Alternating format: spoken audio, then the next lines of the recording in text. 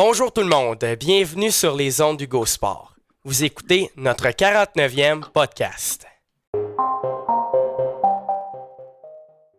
Aujourd'hui, je suis en compagnie de Renaud Tremblay à l'autre bout du fil. Bonjour Renaud.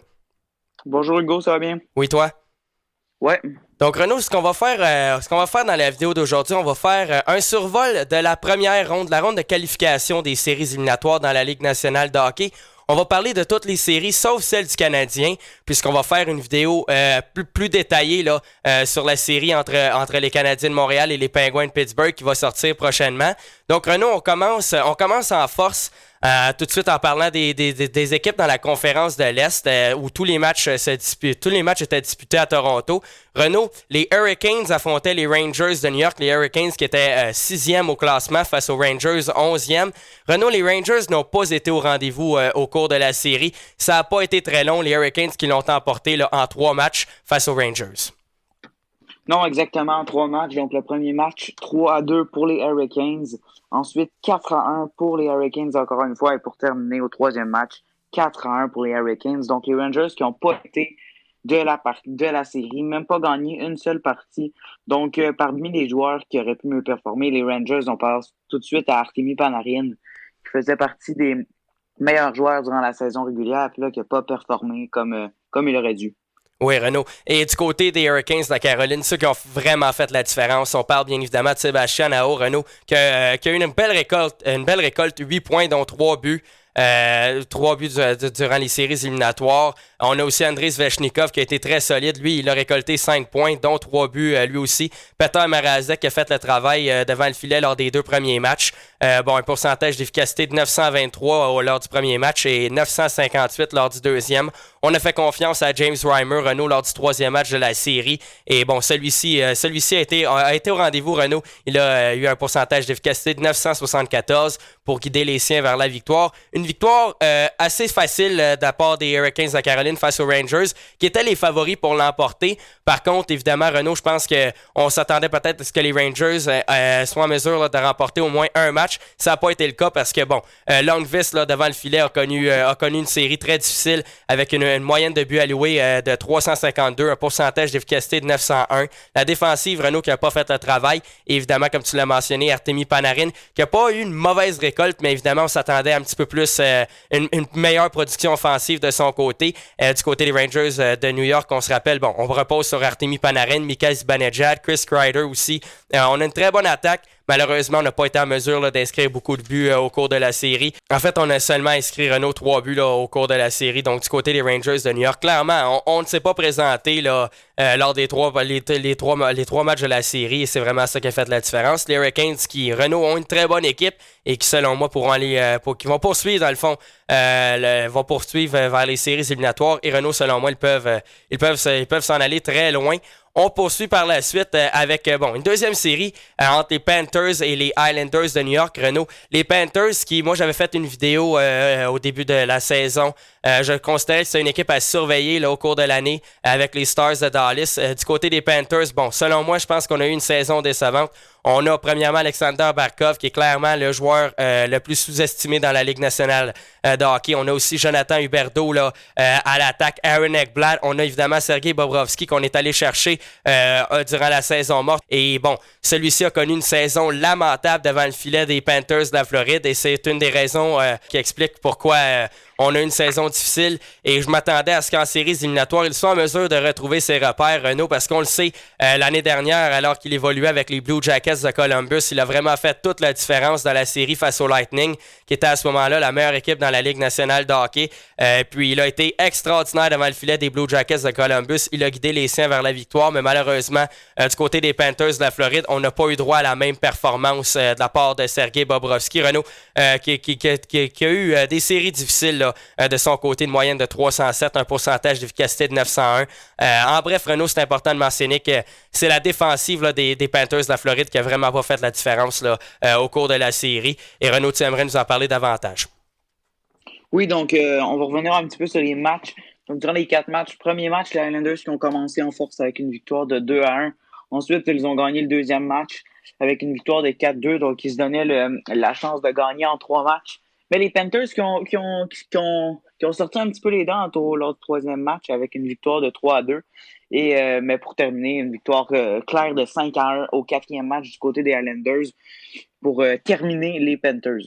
Oui, Renaud. Et je pense vraiment que c'est une saison oubliée pour les Panthers de la Floride qui clairement étaient une meilleure équipe sur papier là, que ce qu'ils ont démontré sur la patinoire tout au long de l'année et même en séries éliminatoires, là où ça comptait, on n'a pas été en mesure là, de livrer la marchandise. Une saison décevante pour les Panthers de la Floride. Et Renaud, une autre saison décevante, là, ça a été du côté des Maple Leafs de Toronto qui ont été défaits face aux Blue Jackets de Columbus. Et bon, ça se poursuit, le malheur en séries éliminatoires. Renaud, Toronto qui ne semble pas être en mesure de remporter une série. On trouve tout le temps une façon là, de perdre lors du premier tour. Cette année, évidemment, c'était la ronde de qualification. Donc, on ne s'est même pas qualifié pour les séries éliminatoires. On affrontait les Blue Jackets de Columbus qui, rappelons-le, avaient perdu leurs deux meilleurs joueurs là, au cours de la saison morte. On parle ici de Sergei Bobrovsky qui, comme je l'ai dit un petit peu plus tôt, a pris le chemin de la Floride. Artemi Panarin qui évoluait avec les Rangers de New York. Du côté des Blue Jackets de Columbus, par contre, on a été très solide là, tout au long de la série face à Toronto. Et puis, bon, Renaud, on l'a emporté là, finalement en 5 matchs face aux Maple Leafs. Et comme je l'ai dit un petit peu plus tôt, là, le malheur continue pour Toronto là, en séries éliminatoires. Renaud, c'est triste pour les partisans là, qui ne sont pas en mesure là, de... En fait, les Maple Leafs qui regardent une équipe là, qui n'est pas capable de peu importe la façon, qui trouve tout le temps une façon de perdre dans séries éliminatoires. Les Maple Leafs qui ont su plusieurs premiers choix depuis les dernières années. Donc, une équipe qui ont réussi à bâtir avec Tavares qui sont allés chercher. Donc, un joueur de premier plan, Marner, aussi Matthews à qui je pense. Aussi une bonne défensive avec Tyson Barrie, Morgan Riley. Donc, une équipe qui, sur papier, peut-être l'une des meilleures de la Ligue nationale, mais en série, comme tu l'as dit, ne réussit jamais à performer. Donc, premier match 2-0 pour les Blue Jackets. Deuxième match 3-0 pour les Maple Leafs. Ensuite, 4-3 pour les Blue Jackets en prolongation lors du troisième match. 4-3 maintenant pour les Maple Leafs lors du quatrième match en prolongation aussi. Et pour terminer, les Blue Jackets qui ont gagné 3-0 lors du cinquième match. Donc, encore une année à oublier pour les Maple Leafs. Oui, Renaud. Et malgré les efforts là, de Austin Matthews là, qui a récolté 6 points là, au cours de la série.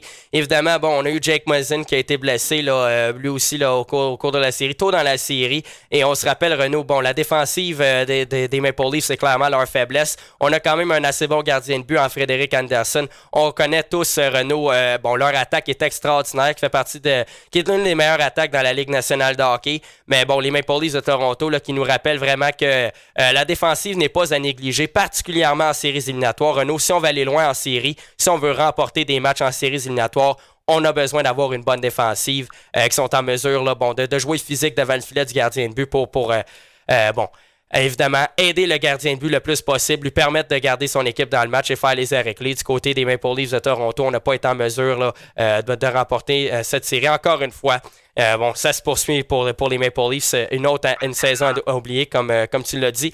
On se transporte maintenant à Edmonton. Où les matchs dans la conférence de l'Ouest étaient disputés. On va parler tout de suite là, des Oilers d'Edmonton contre les Blackhawks de Chicago. Les Oilers qui étaient 5e, qui jouaient contre les Blackhawks. Et Renaud, c'est vraiment l'expérience des Blackhawks qui a fait toute la différence dans cette série.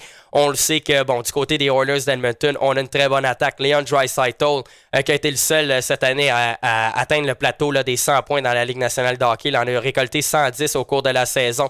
On a évidemment Connor McDavid, qui est le meilleur joueur de hockey dans la Ligue nationale. Mais du côté, c'est plus difficile en défensive. Devant le filet aussi avec Koskinen. Évidemment, on n'a pas le meilleur gardien de but de la Ligue nationale. Ça a été une série, Renaud, très, très, très offensive. Les deux équipes qui ont marqué beaucoup de buts, notamment là, du côté des Blackhawks de Chicago. On a Patrick Kane, on a Dominic Kubalik, on a aussi Jonathan Toews là, qui a été très solide. Et comme tu vas nous en parler un petit peu plus tard, là, c'est vraiment ce qui a fait la différence. C'est l'attaque de Chicago là, qui les a guidés vers la victoire, tout simplement parce que, Renaud, les deux équipes ont éprouvé des difficultés en défensive et malgré tout, malgré le fait que les Oilers étaient favoris, les Blackhawks de Chicago qui se sont sauvés avec la victoire, beaucoup plus d'expérience. On le sait, Renault, ils ont déjà remporté la Coupe Stanley à maintes reprises dans le passé.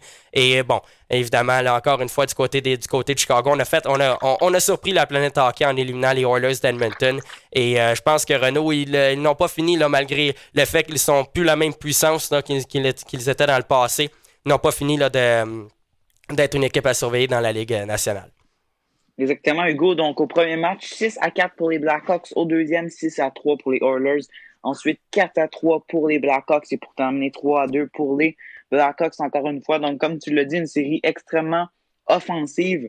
Donc, pour vous donner une idée, McDavid, 9 points, Draisaitl, 6 points et Nugent-Hopkins, 8 points pour les Oilers. Donc, McDavid, premier pointeur depuis le début des séries. Draisaitl, 6e et Nugent-Hopkins, 3e. Du côté des Blackhawks, Taves avec 7 points, 4e, et Kubalik avec 6 points, 5e. Donc, on le voit, dans cette série, il y a eu 5 joueurs qui étaient dans le top 6 des meilleurs pointeurs.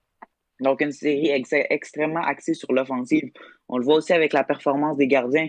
Donc, du côté des Oilers, Mikko Koskinen, donc avec un pourcentage de 889 et une moyenne de buts accordés de 3,16. Donc, pour une 27e place dans la LNH. Et Corey Crawford avec un pourcentage de 891 et une moyenne de buts accordés de 3,75. Donc, pour être 30e dans la Ligue nationale. Donc, on le voit, les gardiens qui ont extrêmement de difficultés dans cette série, tandis que l'offensive, elle, ça a très bien été. Oui, Renaud, c'est vraiment ce qui a fait la différence. Là, comme je l'ai dit un petit peu plus tôt, les deux équipes qui avaient une très bonne attaque et finalement, bon, les Blackhawks de Chicago qui se sont sauvés avec la victoire. On a eu droit aussi à une autre surprise dans la conférence de l'Ouest. Les Coyotes de l'Arizona, Renaud, qui étaient 11e, qui ont battu les Prédateurs de Nashville. Une saison à oublier pour les Prédateurs de Nashville, qui était clairement la meilleure équipe sur papier.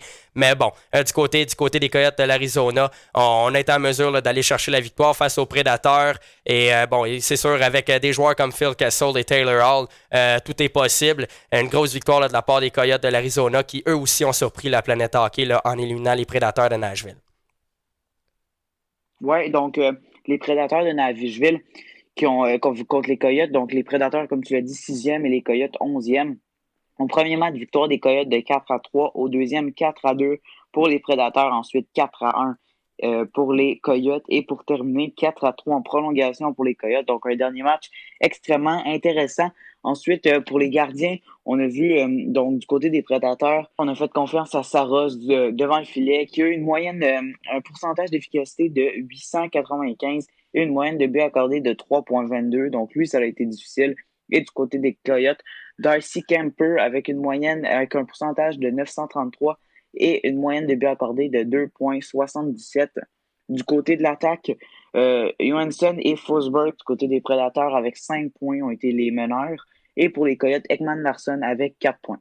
Oui, Renaud, c'est important de mentionner aussi la production offensive de Clayton Keller, 2 buts, 4 points en 4 matchs. Phil Kessel aussi a été très solide, une récolte de 4 points en 4 matchs de son côté. Taylor Hall aussi 4 points en 4 matchs. Fait les Coyotes de l'Arizona qui finalement se sauvent avec la victoire face aux Prédateurs de Nashville. Malgré le fait que les Prédateurs étaient une meilleure équipe sur papier, encore une fois, là, comme je l'ai dit un petit peu plus tôt, les Coyotes qui surprennent la planète hockey. Renaud, on a eu droit à une très bonne série entre les Flames et les Jets. Les Flames de Calgary qui étaient 8e au classement, les Jets 9e. Renaud, je pense que du côté des Jets, ce qui a vraiment fait la différence, bon, Mark Scheifele a été blessé là, lors du premier match, si je ne m'abuse, de la série. Et vraiment, on a manqué d'attaque là, tout au long de la série, principalement en raison du fait que bon, Mark Scheifele était absent. Les Flames de Calgary qui ont finalement remporté la série là, en 4 matchs. Donc, exactement, Hugo, les Flames qui étaient 8e et les Jets 9e, comme tu l'as dit, ont manqué d'offensive du côté des Jets. Donc, premier match, 4-1 pour les Flames. Deuxième match, 3-2 pour les Jets. Quatrième match, 6-2 pour les Flames. Et dernier match, 4-0 pour les Flames. Donc, comme on peut le voir, les Jets qui ont seulement marqué 6 buts dans la série en 4 matchs, ce qui est extrêmement décevant pour une équipe qui, en saison régulière, avait beaucoup d'offensive. Mais comme tu l'as dit, Scheifele et Laine ont été blessés lors des premiers matchs. Donc, ça a fait extrêmement mal à l'équipe. Donc là, par exemple, ici, on peut bien le voir, quand Sean Monahan, du côté des Flames, a eu 6 points pour être 9e, tandis que du côté des Jets, ils n'ont aucun joueur dans le top 50 des meilleurs pointeurs depuis le début des séries, donc extrêmement décevant. Pour les gardiens maintenant, Du côté des Flames, Cam Talbot, qui a eu un pourcentage d'efficacité de 945 et 151 pour sa moyenne de buts accordés, tandis que du côté des Jets, Connor Leboeck avec un pourcentage de 904 et une moyenne de buts accordés de 3,04. Donc, une série extrêmement difficile pour les Jets. Pour les Jets qui avaient, de mon côté, j'avais beaucoup d'espoir en cette équipe qui était une bonne équipe avec un bon gardien, une bonne offensive, une défensive quand même assez bonne, une bonne offensive. Donc, j'espère que l'année prochaine, ils vont mieux performer. Oui, Renaud, du côté de Connor Leboeck, on n'a pas été en mesure là, de faire les arrêts clés devant le filet. Tu l'as dit, ça a été une série difficile, là, contrairement à sa saison. En saison régulière, il avait été très solide devant le filet. Mais malheureusement, en séries éliminatoires, là, on n'a pas été en mesure de faire le travail. Je pense que par toutes les phases du jeu, ça a été difficile pour les Jets de New York. Pas les Jets de New York, pardon, mais les Jets de Winnipeg. Évidemment, l'attaque, on en a parlé. Devant le filet, ça a été difficile au niveau de la défensive aussi. Renaud, on a accordé trop de buts, tout simplement. On n'en a pas marqué suffisamment. C'est vraiment ça qui a fait la différence. Et la dernière série, c'est évidemment celle entre les Canucks de Vancouver et le Wild du Minnesota. Renaud, sans surprise, c'est les Canucks de Vancouver qui se sauvent avec la victoire en 4 matchs. Donc, exactement, les Canucks qui étaient 7e et le Wild 10e. Donc, premier match 3-0 pour le Wild qui a commencé fort. Mais ensuite, ça a été 3 matchs de suite gagnés par les Canucks. Donc, 4-3, 3-0 et 5-4 en prolongation pour le dernier match. Maintenant, du côté des gardiens de but, pour les Canucks, Mark Strong qui a eu une moyenne, un pourcentage de 926, et une moyenne de buts accordés de 2,27, tandis que du côté du Wild, ça a été Starlock à qui ils ont fait confiance avec un pourcentage de 897 et une moyenne de buts accordés de 3,03. Donc, du côté de l'offensive maintenant, donc Quinn Hughes du côté des Canucks avec 6 points, une bonne performance pour le jeune défenseur, tandis que du côté du Wild, Eric Staal avec 5 points. Donc, comme je l'ai dit un peu auparavant, Quinn Hughes a eu une très bonne performance, donc un très bon défenseur pour les Canucks.